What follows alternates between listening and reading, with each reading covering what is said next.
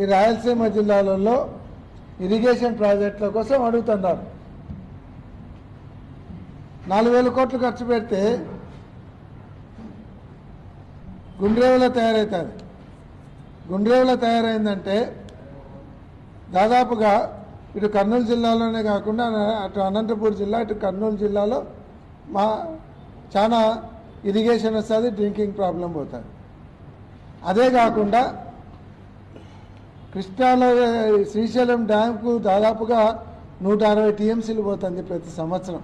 తుంగభద్ర అంటే వేస్ట్గా కృష్ణా నుంచి సముద్రం పోతుంది. కనీసం 20 టీఎంసీలు నిలబెట్టుకుంటారు కదా 4,000 కోట్లు. మీరు అమరావతిలో ముంపు ప్రాంతమే లేదన్నారు, మరి లిఫ్ట్ ఇరిగేషన్కి 1,400 కోట్లతో టెండర్లు ఎందుకు పిలిచినారు? అన్ని అబద్ధాలేనా? 1,400 కోట్లతో టెండర్లు పిలిచి ముంపు ప్రాంతం లేదంటారా లిఫ్ట్ ఇరిగేషన్కు? అది మామూలుగా ఒక టీఎంసీ లిఫ్ట్ ఇరిగేషన్కు 250 కోట్ల రూపాయలు ఖర్చు అవుతుంది. అది మామూలుగా ఇరిగేషన్ వాళ్ళ ఎస్టిమేషన్. మీరు పిలిచింది టెండర్ ఎంత? జిఎస్టీ రీఫండ్తో కలిపి 555 కోట్ల రూపాయలతో టెండర్ పిలిచినారు. ఈ రకంగా మీరు మొత్తము అమరావతిని అడ్డం పెట్టుకొని దోచుకోవడానికి తప్ప ఇంకోవట్లేదు. 52,000 ఎకరాలు మీ దగ్గర ఉన్నప్పుడు మళ్ళా 40,000 ఎకరాలు ప్రొక్యూర్ చేయాల్సినటువంటి అవసరమే ఉంది. అంటే రియల్ ఎస్టేట్ వ్యాపారానికే మీరు రియల్ ఎస్టేట్ వ్యాపారం చేసి అక్కడ రేట్లు పెంచుతున్నామని చెప్పేసి మభ్యపెట్టి వాళ్ళని మోసం చేయడానికి చేస్తున్నారు. 1,00,000 ఎకరాలతో ఈ భారతదేశంలో కాదు ప్రపంచంలో ఎక్కడన్నా ఒక రాజధాని ఉందా? ఎక్కడన్నా రాజధాని ఉందో చెప్పండి. 1,00,000 ఎకరాల విస్తీర్ణంలో మీరు అస్సలు రాజధాని లేని నగరంలో 1,00,000 ఎకరాలతో రాజధాని కడతాము. ఈరోజు 77,000 కోట్లు అంటే అది 1,50,000 కోట్లకి అయిపోతే అంటే రాష్ట్రాన్ని పూర్తిగా అప్పుల పాలు చేసి ముంచిపోదాం అనుకుంటున్నారా? ఇప్పటికే 1,45,000 కోట్లు మీరు అప్పు చేసినారు 11 నెలల్లో. దాంట్లో 26,000 కోట్లు అమరావతికి అన్ని చేసినటువంటి అప్పులు ఉన్నాయి. నీ దగ్గర సంపద లేదు, నా దగ్గర డబ్బులు లేవంటావు, సంపద సృష్టించే షోలో చెప్పమంటావు, అప్పులు ఎట్లా రావాలో అప్పులు ఎట్లా తీసుకొని రావాలో సలహాలు ఇవ్వమంటావు. కానీ 1,50,000 కోట్లు అప్పు తేవడానికి ప్రిపేర్ అవుతున్నారు.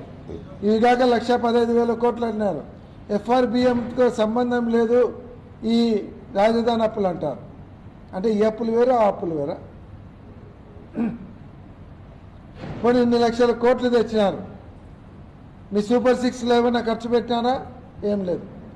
ప్రతి సంవత్సరం గత 5 సంవత్సరాల నుంచి 1వ తేదీ ఇచ్చే పింఛన్లు మాత్రం 1,000 రూపాయలు పెంచినారు. జగన్మోహన్ రెడ్డి 3,000 ఇచ్చి నువ్వు 4,000 ఇచ్చేసినావు. అంతకంటే సాధించింది ఏం లేదు.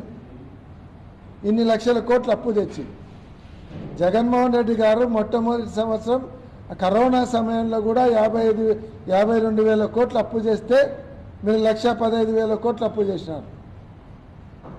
కరోనాను ఎదుర్కొంటూ అన్ని సంక్షేమ కార్యక్రమాలు ఇస్తూ చేస్తే మీరు చేసింది ఏంది ఇది? కాబట్టి ఇది పూర్తిగా అమరావతిని అడ్డం పెట్టుకొని దోచుకునేటువంటి కార్యక్రమం చేస్తున్నారు. ఈరోజు మీరు ఇచ్చిన కంపెనీలన్నీ కూడా మీ సన్నిహిత కంపెనీలకే ఇచ్చినారు. అవన్నీ కూడా మొత్తం డేటాతో సహా ఉన్నాయి. ఈరోజు చూస్తే మీరు ఇచ్చే కంపెనీలు చూస్తే 7,289 కోట్లు చంద్రబాబు నాయుడు సన్నిహితుడైనటువంటి శ్రీనివాసరావుకి ఇచ్చినారు. ఎవరు పోటీలా? వాళ్ళే సిండికేట్. అన్నీ కూడా మామూలుగా ఎక్కడైనా సరే మన కర్నూలులో మున్సిపల్ టెండర్లు వేస్తే 20%, 30% మైనస్ పోతారు. ఆడ మాత్రం మైనస్ లేదు, అన్ని ప్లస్లే. మళ్ళీ 10% మొబిలైజేషన్ అడ్వాన్స్. మొదటి నుంచి ఉన్నటువంటి కృష్ణారెడ్డికి 7,000 కోట్ల టెండర్లు ఇస్తారు.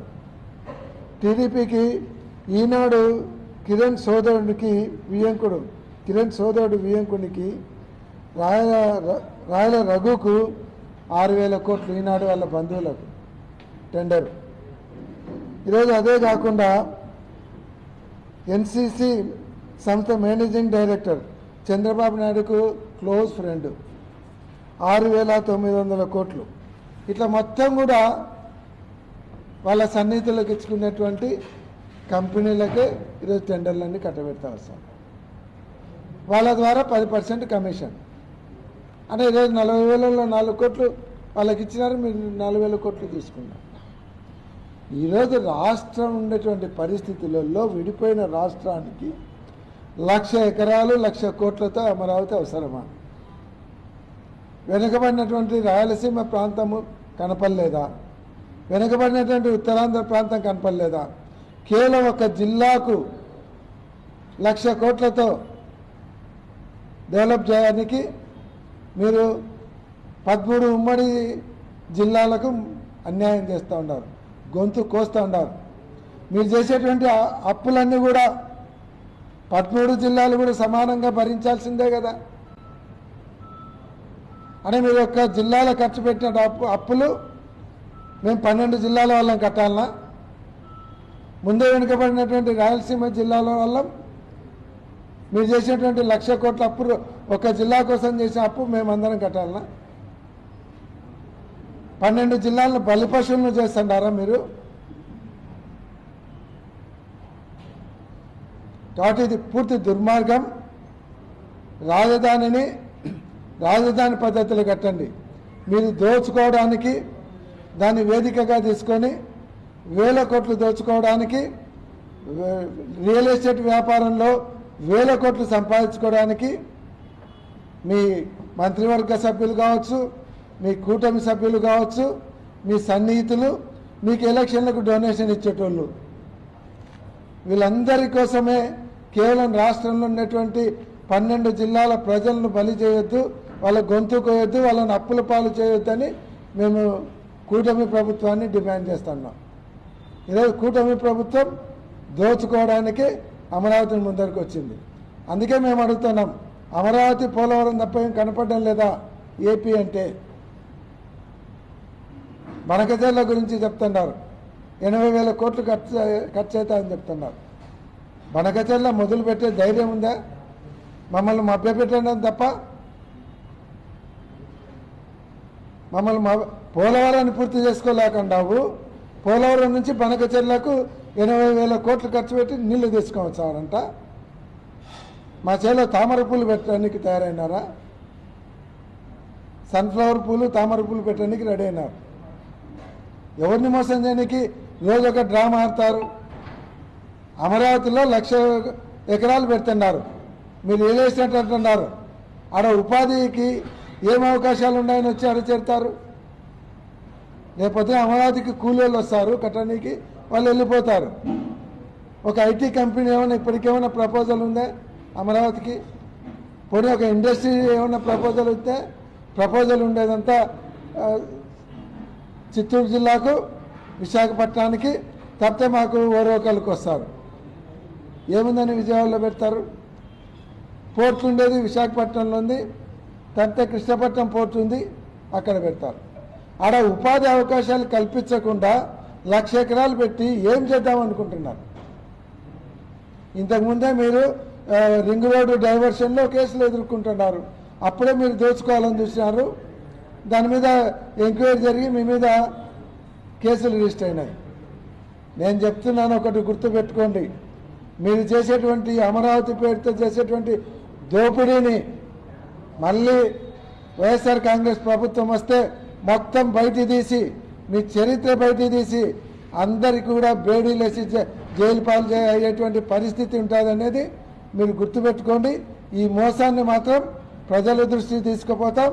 గవర్నమెంట్ మారిందంటే మీ అందరి మీద కూడా క్రిమినల్ 420 కేసులు కూడా సిద్ధంగా ఎదుర్కొనేదానికి సిద్ధంగా ఉండాలని కూడా మేము తెలియజేస్తా ఉన్నాం.